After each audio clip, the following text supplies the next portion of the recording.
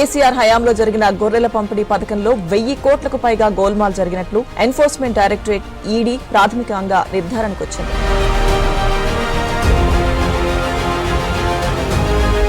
గొర్రెలను కొనకుండానే కొన్నట్లుగా రికార్డులు చూపినట్లుగా తెలుస్తోంది. 33 జిల్లాల్లో కలిపి 1000 కోట్ల రూపాయల మేర దారి మళ్లాయని ఈడీ నిర్ధారణకు వచ్చింది.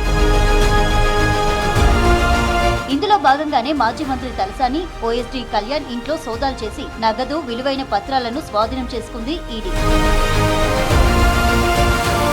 ఎన్ని రకాలుగా అవినీతి చేసే వీలుందో గొర్రెల పథకంలో అన్ని రకాలుగాను డబ్బు చేతులు మారిందని చెప్పేందుకు వెనుకాడాల్సిన పనిలేదు.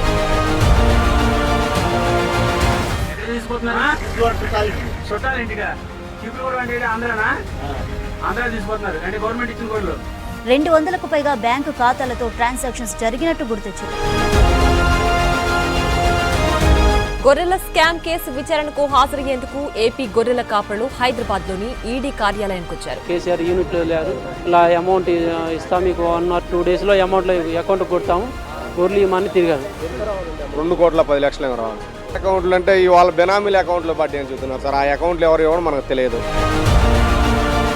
గొల్ల కుర్బానని నేను కోటీశ్వర్ని చేస్తా అని అన్నాడు. లాస్ట్కి వస్తే వాళ్ళు వేసిన పైసలను కూడా కథం చేసి పడేసిండు. అప్పుడు మరి బీఆర్ఎస్ ప్రభుత్వం, కేసీఆర్ అప్పుడు ముఖ్యమంత్రిగా ఉన్నారు.